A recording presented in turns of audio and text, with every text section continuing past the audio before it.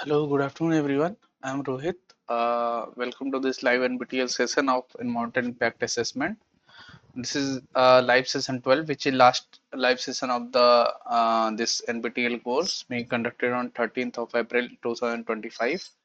The course is taught by Professor Harshish Susan Lapras, he is Assistant Professor in Department of Architecture and Planning, IIT Roorkee.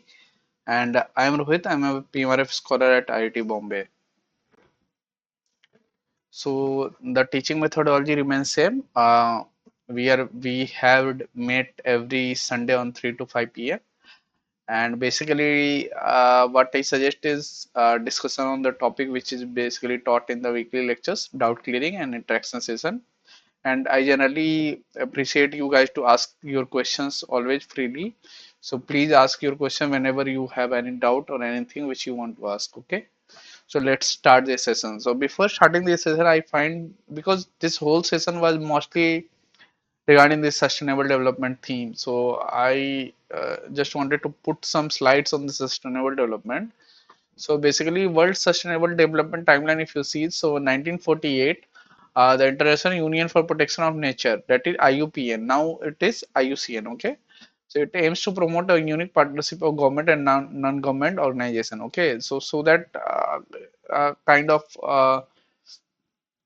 sustainability can be promoted, and more people should focus on living holistically with the nature. Okay, in 1949, the United Nations Scientific Conference on the conservation and utilization of resources is held in Lake Success, and it is the first major meeting on United Nations on the subject. Okay, so the first meeting, if you say on the kind of sustainable development or something related to sustainable, was held in 1949 by the United Nations itself.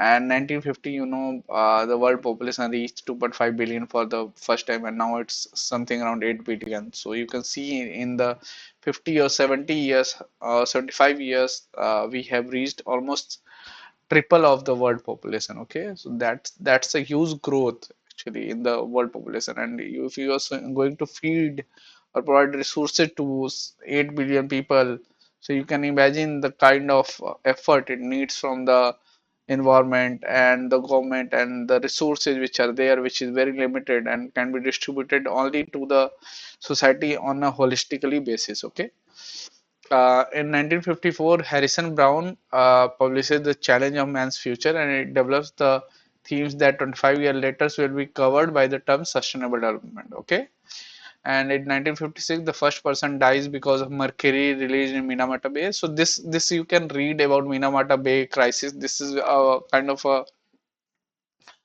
very important you say event or mishappening, which basically says that anything which you are going to contribute to the environment or you are going to pollute the environment, that is going to affect the human itself. So this was the first kind of thing which was there, mercury pollution by in the Minamata Bay, and thousands are poisoned actually. The International Union for Protection of Nature. So yeah, I what I said, that International Union for Protection of Nature, now its name is changed to International Union for Conservation of Nature and Natural Resources, IUCN. Okay. 1958, you saw Law of the Sea by United Nations, and the draft conventions on the environmental protections were actually approved. Okay, 1961, World Wildlife Fund, now Worldwide Fund for Nature, is established.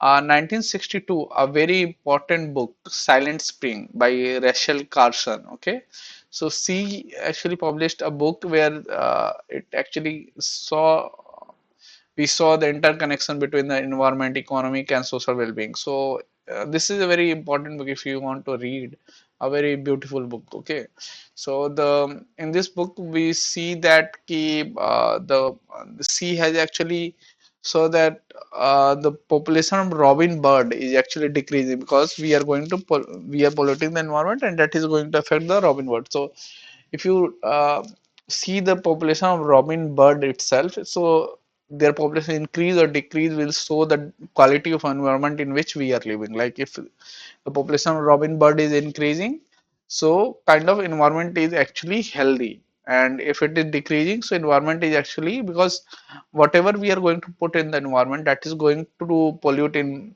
minimum or a maximum way, and that is going to affect the species which are there in the environment itself. So kind of ecosystem type of things where came into play, and bioaccumulation, biomagnification, all those things are there. Okay. In 1964, the International Biological Program begins to explore the biological basis of the productivity and human welfare. Also, in 1967, the Tory campus spills 1,18,000 of crude oil off lands, and so actually this was one of the kind of a very big spill of crude oil in the ocean. Okay, and basically when you are going to put something on the ocean, it's very difficult to clean actually. The Environment Defense Fund is also formed in 1967 and to pursue legal solution to the environmental damage. So this was kind of a fund which was only to be used to protect the environment. Like if anyone is degrading environment, so there can be filing of cases in the court, and that can be actually pursued with this fund. Okay, the founders go to the court to stop the Suffolk County Mosquito Control Commission from spraying the dichloro-diphenyl trichloroethane, that is in short form, which you have seen as DDT, in the marshes of the Long Island. Okay, so that was actually a case of bioaccumulation, DDT, and it was causing a lot of diseases in the human being also. Not only human being, also in the animals, also animals and plants also. The European Commission was set up by Commission of Education and Communication, and it is the first and only international established nature conservation body east of the Iron Curtain. Okay, uh, Iron Curtain is kind of, if you are seeing this, this is a kind of a Cold War type of word. Iron Curtain is something, the whole world. If you see this world, here something, the left of this Iron Curtain is mostly capitalist country, and left and right of this Iron Curtain is mostly socialist kind of countries were there, communist, socialist. Okay. 1968, Paul Ehrlich published Population Bomb. It discussed the connection between human population, resource exploitation, and the environment. The Club of Rome is established. It commissions study of global proportion to model and analyze the dynamic interaction between industrial production, population, environmental damage, consumption, and natural resource usage. The Intergovernmental Conference of Experts on the Scientific Basis, Rational Use and Conservation of the Resources of the Biosphere is held in Paris. It provides a forum for early discussion of the concept of sustainable development. Okay. So before, if you see the World Sustainable Development Timeline, so this was, so before 1970, this was a timeline, and after 1970, you can see the timeline here itself. Like in 1971, we have Ramsar Convention on the Wetlands of International Importance. Ramsar is a place in, I think, Iran or somewhere. Okay. 1972 Convention on the Protection of the World Culture and Natural Heritage was actually there. 73 was endangered species, so CITES conference. So we have read about this CITES conference. It basically deals with the trade in endangered species of flora and fauna. So not only animals, plants also, like elephant tusk. Okay, white rhinoceros nose or horn. Okay, so all these are covered on the CITES. You see custom department officers generally uh, make a raid, and they seize turtles, all those things. So all these are covered on the sites. Okay. And convention on the pollution of prevention of pollution of the ships. So Marpol Convention was there in 1973. 1979 United Nations Convention on Long Range Boundary Transboundary Air Pollution. So this was very important, because what's was happening, that if there is a power plant or something located in, let's say, Maharashtra, so whatever the smoke is getting emitted from the power plant is not only promoting the local area of Maharashtra, but it also crosses the boundary, and then reaching to the some other regions where it is causing some other damage, like kind of acid rain or something. So that is covered under the transboundary air pollution. And generally, India is a vast country, but in Europe, you will see that states are, sorry, various countries are like kind of as big as the states of India. So if there is any pollution there, so it will cross the boundary and then it will reach or have impacts or environmental burdens on the some nearby countries. So this was a very important convention which basically covers that impact of long range transboundary air pollution in the different countries. In 1985, we have Vienna Convention and Montreal Protocol. So, if you ask me, in 1987, Montreal Protocol was there, and Montreal Protocol was basically for the prevention of ozone layer, like protection of ozone layer. Okay, from the chlorofluorocarbons. So there was a kind of a boom in refrigeration kind of things, and in refrigeration there was a usage of chlorofluorocarbons, and these chlorofluorocarbons have tendency to attack the ozone molecule, and then they go on chain reaction, go on, and that damage a lot of ozone molecules. So if I see give you a data actually, so one chlorofluorocarbon molecule can damage 1 lakh ozone molecules because of chain reaction. Okay, because the radicals which like chlorine or fluorine radicals were there, and they attack the ozone molecule, break the bond, and then there are these radicals set free and they attack the another ozone molecule. Okay, so Montreal Protocol was there, and if you ask me any world convention or law or protocol which was successful in actually preventing damage to environment, so this was the Montreal Protocol. All the countries in the world, because ozone layer was kind of linked with the survival of humankind, and if somebody was actually doing damage to the ozone layer, so everybody was in danger. So everyone helped in this, and actually lot of laws, regulation, control of sales of chlorofluorocarbons, and then the replacement of these chlorofluorocarbons with some other chemicals which are kind of uh, uh, less ozone depletion potential or zero ozone depletion potential were now used. So this was one of the successful protocol of the world. Okay. 1989, we have Basel Convention on the control of transboundary movement of hazardous waste and disposal. So why Basel Convention was there? This is a very interesting story. Actually, I shouldn't name a country, but there is a very big country, and what it was doing that, let's say US, okay, so it has nuclear power plants on, let's say, France or maybe European countries. So they are getting a lot of energy from the nuclear power plants. Now what was happening that because of the nuclear power plants, a lot of nuclear waste was generated, and now they didn't have any resources or area to dispose, or they didn't want to dispose the nuclear waste because of radioactivity in their like boundary or area. So what they were planning, they actually talked with some poor countries in Africa like Ivory Coast, Ghana, and they shipped those containers filled with radioactive waste to those countries, and they didn't even informed also.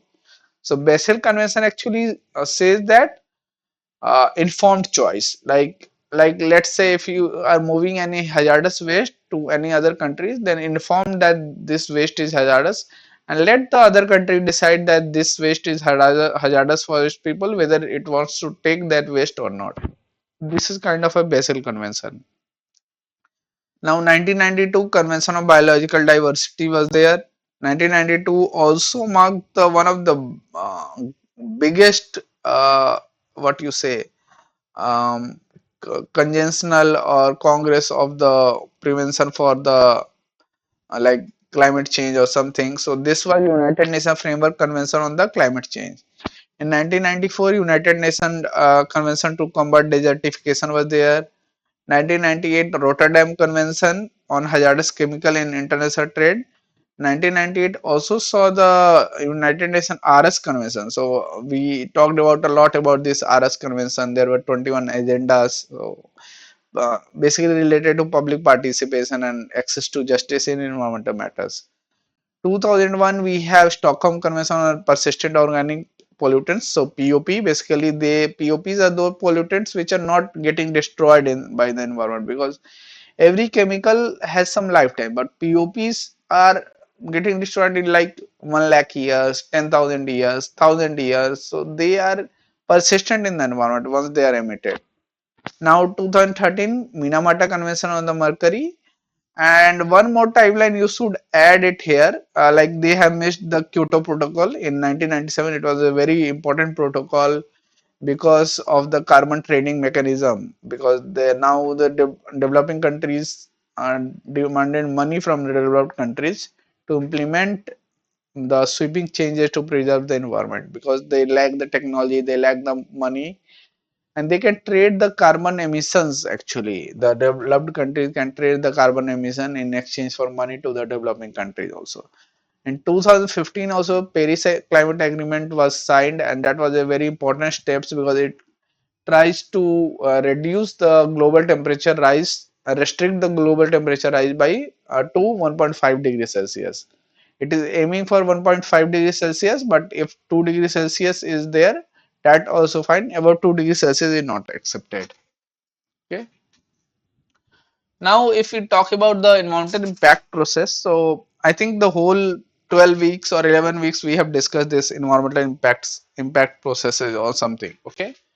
So environmental impact process basically starts with the project screening. So this was the slide which I showed you when I was talking about this EIA process itself. So once again, I want to discuss this because this is the last class and you should actually have a recap of all those things. So first thing is project screening, the scoping, then description of the project, description of the environmental baseline preparation is important, then identification of the key impact. Then come to the next point, that is prediction of impact, evaluation of impact, identification of mitigation measures. Then you come to the presentation of findings through EIS, review of the EIS, decision making, and then post decision making and monitoring. Okay.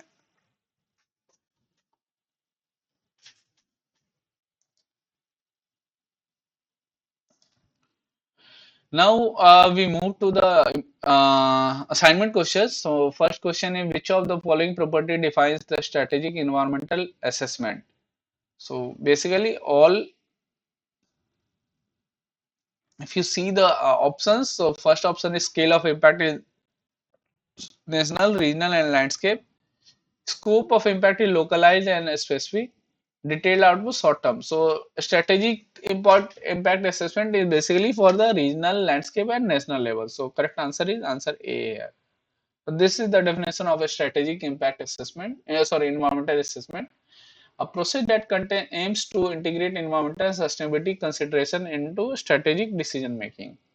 So now if we want to see the difference between strategic environmental assessment and environmental impact assessment, so nature of action here is to build a strategy, vision or plan in SEA. But in EIA, you are going to evaluate the impacts, and then based on those impacts, you are going to take a decision whether you are going for the project or not. Okay, so you can read this whole difference chart, and this is basically, if you see strategic environmental assessment, that's a very big or broad term. Okay, so it can cover a lot of things, and basically less rigor is there, but more uncertainty is associated with that. So see this table, and if there is anything which you don't understand, please feel free to raise your questions.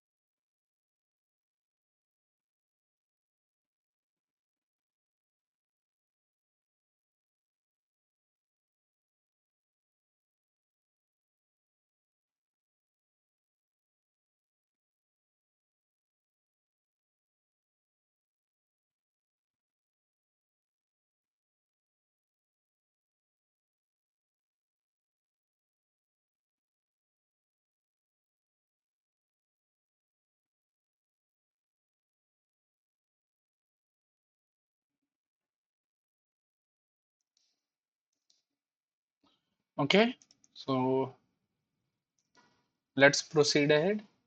So this is kind of a strategic environmental impact assessment. So screening, scoping, analysis, decision making, and monitoring, and consultation at every phase. So basically, very much related to the EIA itself. Uh, this is a very important picture which you can see here regarding the strategic environmental assessment, the process itself, monitoring, establishing shared process vision, forming, influence, scoping, assessment, review. So you can see it here. That's a very important kind of image.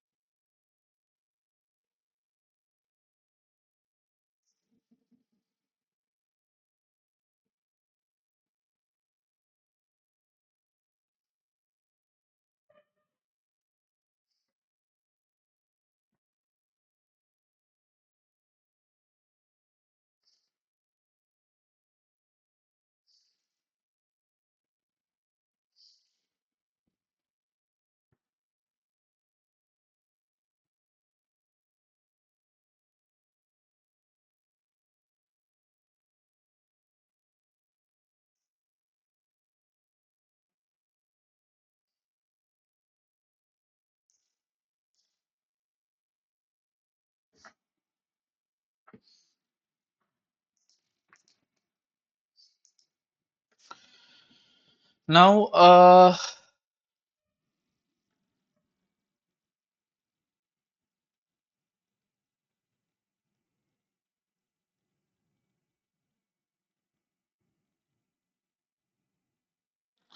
so basically, if you are going to think about the strategic environmental assessment, so environmental impact assessment is basically assesses and predicts the likely impacts of a specific development project on the environment and natural ecosystem. That is okay. Okay. The second thing is it ensures adequate environmental monitoring and management plans being carried out at various stages of the project. But over the times, you see the people notice certain gaps there. Okay. Basically, advancement of another process similar to AI, which could consider environmental issues in the planning process itself. So that is why the strategic impact environmental assessment become important. And in 1980s, you see this as some countries started to evolve guidelines. So guidelines were now updated, procedure laws envisaging environmental assessment of the policies, plans, programs, legislative act. So that leads to strategic environmental assessment. So kind of extending of the EIA from project to higher tier of action, like whatever you are going to take as a policy or plan, or you are going to have a legislative impact law. So what are their impact on the environment itself? So that are also, so that is kind of a strategic environmental assessment. And primary task in SEA process is to analyze the proposed acts, policies, plans, programs, or other strategic plans of the government or an institutional body, you can say, through an environmental window before its implementation state. So let's say I give you an example that, like, let's say government of India is passing a regulation regarding the laying of railway lines in some forested area. So before that legislation is implemented, the whole environmental impact for that legislation is actually evaluated. So that is basically a strategic environmental assessment. Okay. So this is a diagram, basically planning level, planning process, impact assessment. So how this policy strategic level is going to define definition of the projects or operation of the projects, how they are going to affect. So all these things are actually looked into here.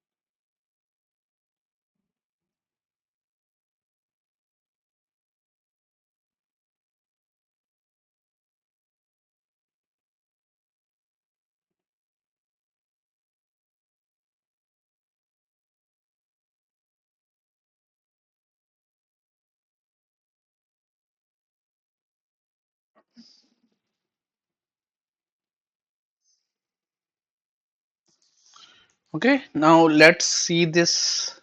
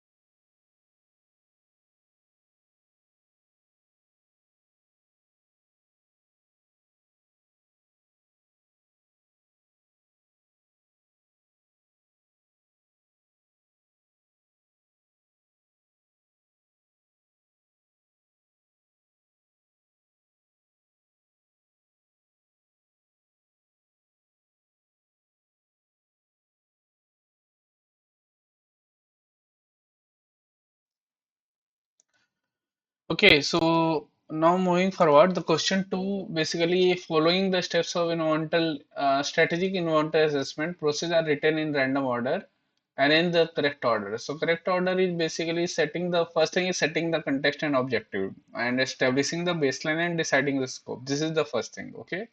Second thing is developing and refining alternatives and assessing effects. Okay.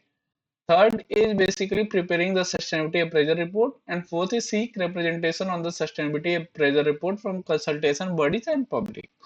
So correct answer is 4, 1, 2, and 3. So this is kind of steps which you can see I mean taken from the slides itself. So you can go to the weekly slides and weekly lecture slides and read more about this.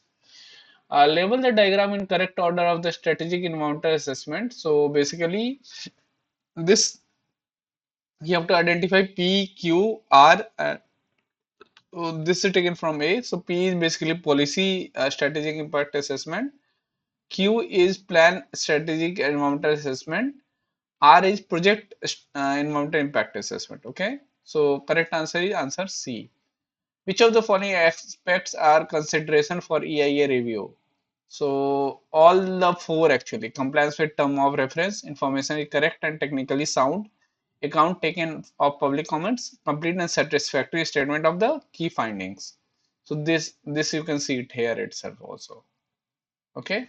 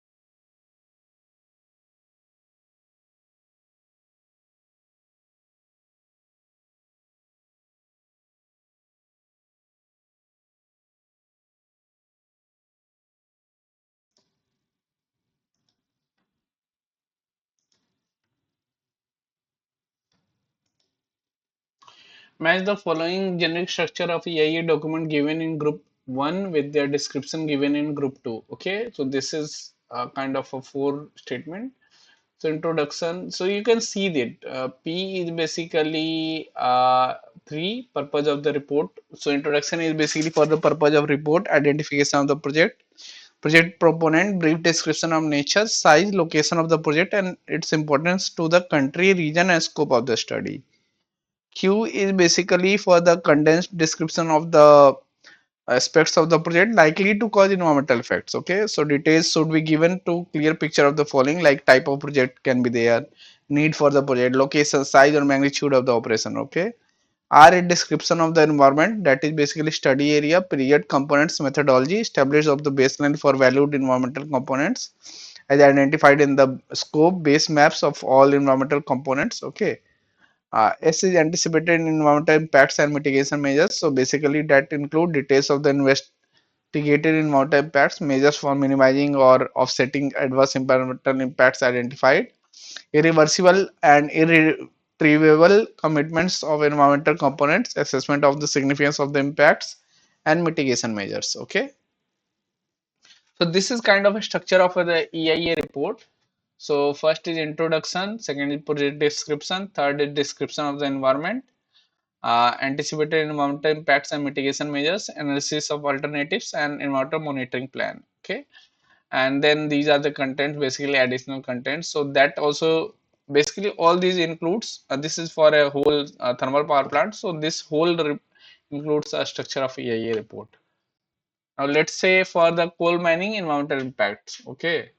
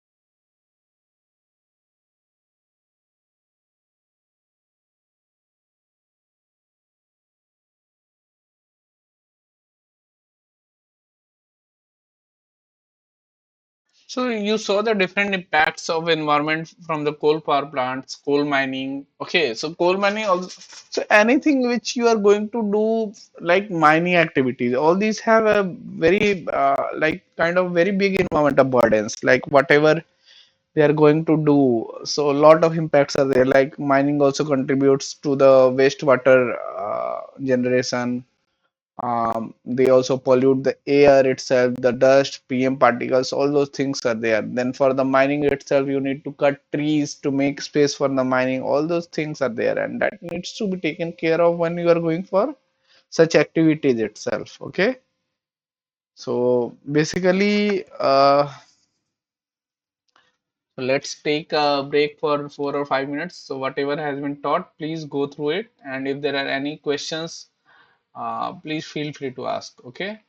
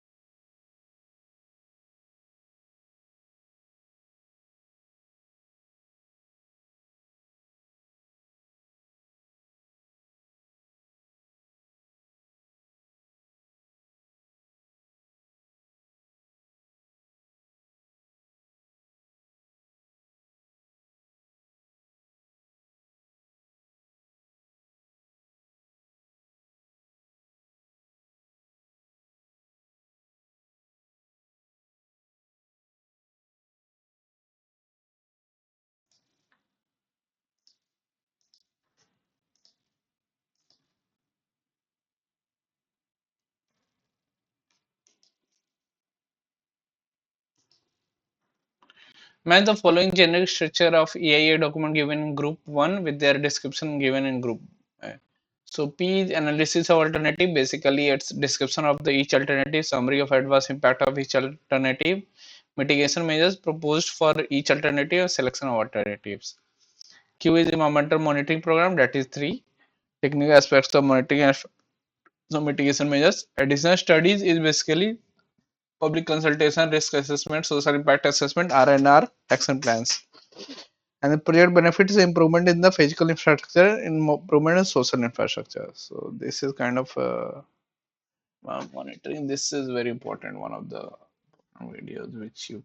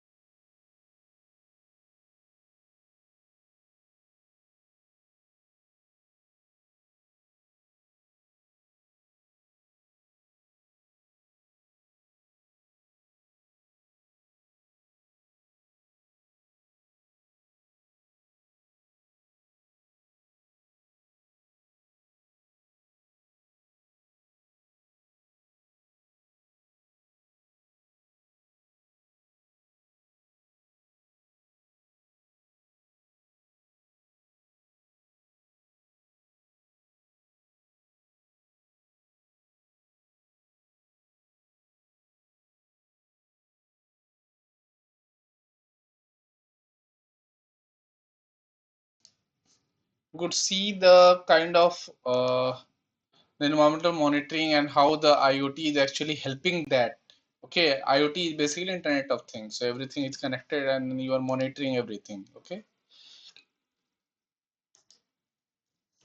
Um, Straight true or false, railway projects comes under the purview of EIA as per the EIA notification. False. So railway project don't come under the EIA. Okay, but it should. Objective and scope of the study: facilitate the Mumbai Metropolitan Regional Development Authority in the preparation of EIA report as per the requirement of regulatory and funding authority. Scope of EIA includes the impact resulting from the construction operation phases of line 1 of metro corridor. MMRC has planned to get funds from JICA, that is Japan International Corporation Energy, for the construction of Mumbai. So you can see this report here also in this link. Okay. Because JICA only funds those projects which has done EIA, because one of the requirement of getting funds from JICA is EIA. So there was EIA for the metro projects.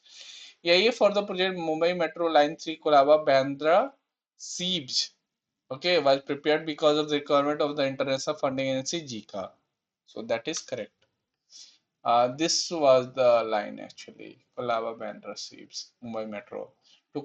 So purpose was to decongest the existing public transport system and increase mobility across the region. MMRC, through MMRC, commissioned the services of RITES. RITES is a government agency that basically prepares the report for railways to prepare a DPR, environmental social impact assessment, for the corridor Colaba Bandra Siege, covering a total length of 33 kilometers.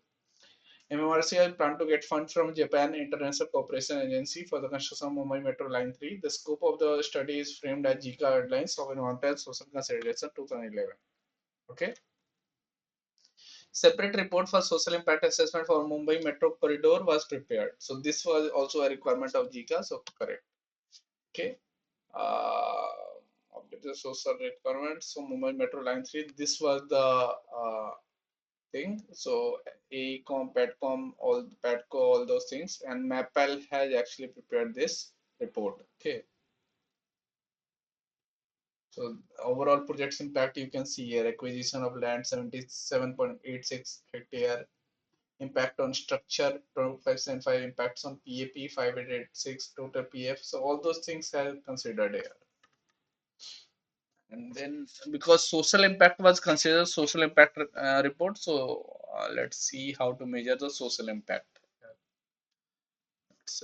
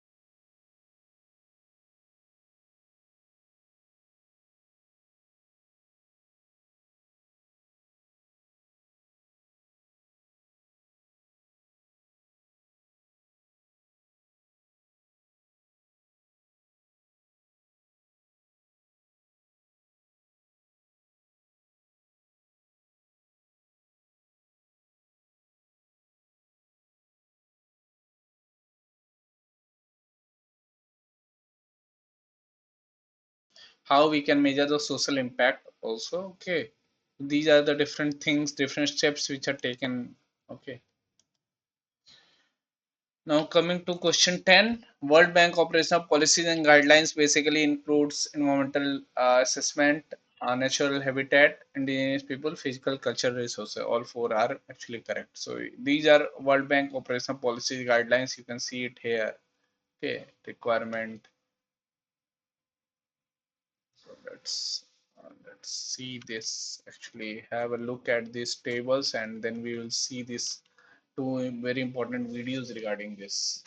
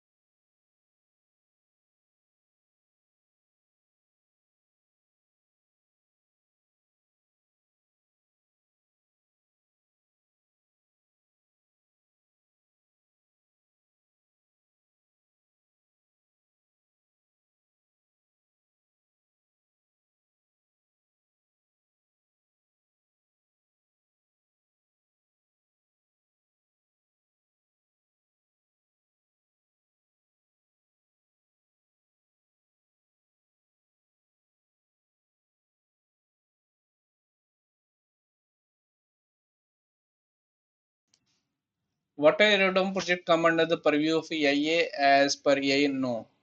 Railways, water aerodrome, these doesn't come under the EIA. Okay. So this is kind of a EIA report for development of water aerodrome at Swaradweep village, Govindnagar, Taluka, Port Blair, Andaman. So Swaradweep is, you know, the islands has been named as Shahid and Swarajdeep. Considering the water aerodrome are just emerging in the country and new mode of transport involving sea, riverfronts, and it likely impact on water air quality, aquatic biodiversity, including flora and fauna, the EIC has taken a view of following EC process as per category A of the item. Airports of the schedule EIA notification accordingly, the TOR was recommended by EAC of the project development of water aerodrome Andaman and Nicobar. This is true actually. So you can see it here also itself. Since water aerodrome is an emerging area for the purpose of EIA, case study method was also used in the EIA for the project development of water aerodrome and Andaman and Nicobar. So this is true statement. So this is kind of water aerodrome that are there in the different countries, and I find them very interesting. One of the videos I will show you regarding this water aerodrome, and you will find these things are quite interesting and can be looked into and can be developed into in India also. Like in India, if you see the railways, they are very much overburdened. So we haven't tapped actually the water aerodrome thing here till now. So these things can be actually looked into now and then can be developed to expand the mode of transportation that we see in the Indian scenario also. Okay.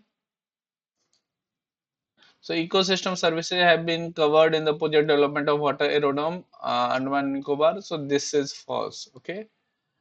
Panel raises concern over the Andaman Nicobar. So because panel also had raised concern regarding this. So this was the Andaman Nicobar and the water aerodrome which was going to come into. So basically ecosystem services were there. So let's see some content on the ecosystem.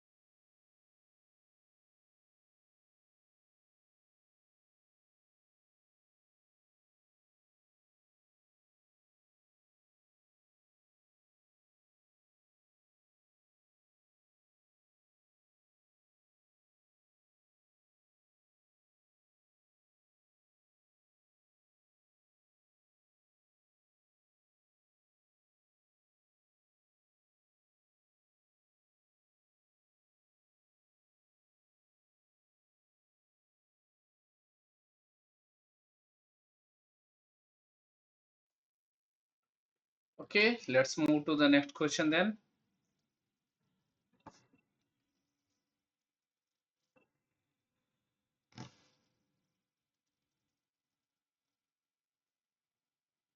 What does IPZ in the terms of environmental impact assessment stands for? So IPZ is basically Island Protection Zone.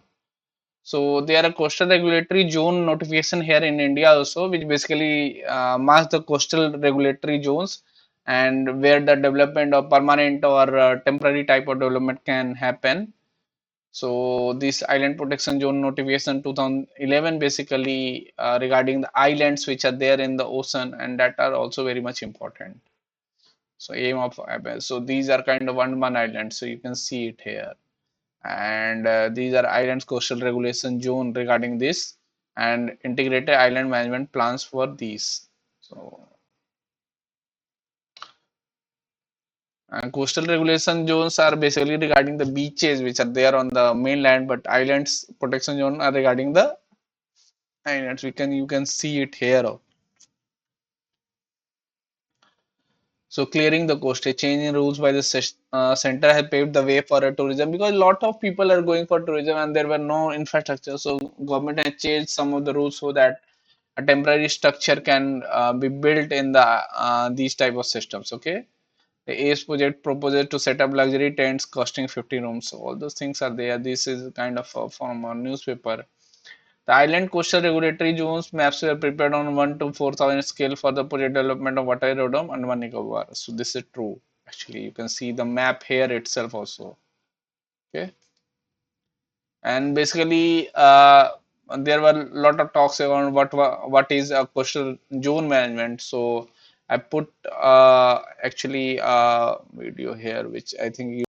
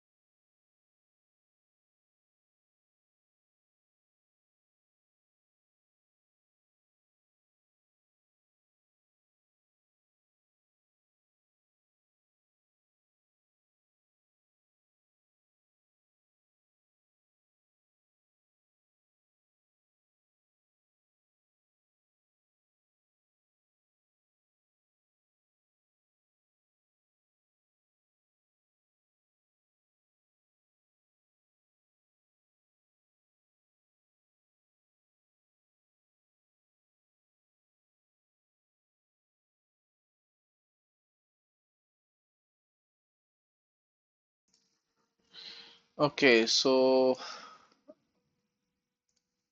choose the correct stages for strategic environmental impact assessment for local plans. So, stage one is basically setting the context and objective. I think this question is repeated actually. Stage two is developing and refining objectives.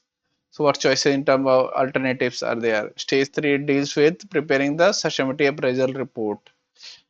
And stage four deals with representation of sustainability appraisal report from the public consultation and post adaptation report and monitoring. So, B is correct answer. So this is kind of a plan. I think this is repeated here. I think we have actually.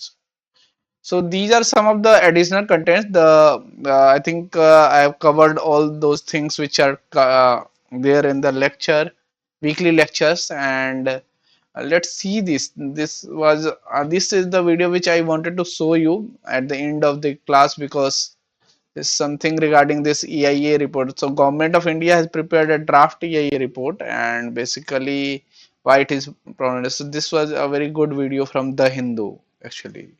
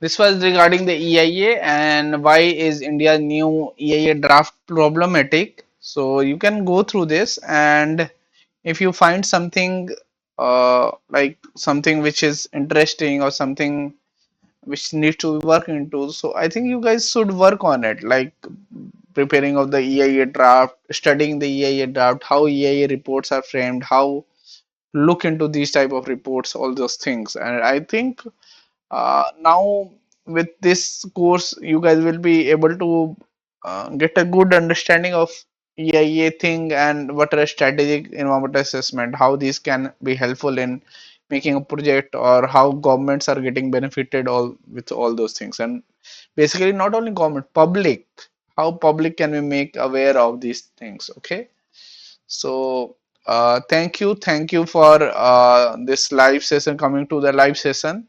So this was the last live session of this course, and thank you. You guys were wonderful, and you have asked very good questions, and I'm sure you will do very good in the exam also. So if there are any queries, please you can always ask me at this email ID. Okay.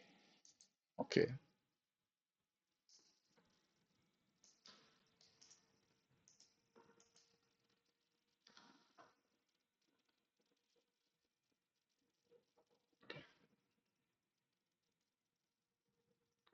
Thank you, Yakub.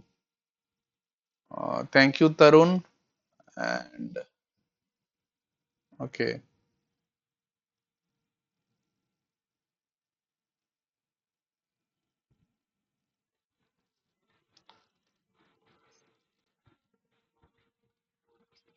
Mm-hmm. Huh.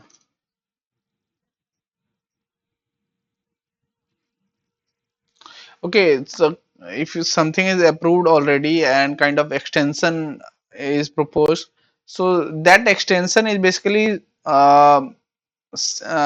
first see that extension, the kind of capacity which they are building, that comes into the screening phase of the EIA or not, category A, category B project.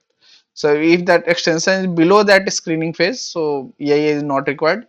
If let's say there is a power plant of 4,000 megawatt and EIA was done for that, and now if they are going to build a 100 megawatt power plant addition for that, a chimney for that, so EIA will not be required for that. But if they are going to extend that power plant for another 1,000 megawatt, so that will basically come under the category A. Okay, so EIA will be required for that.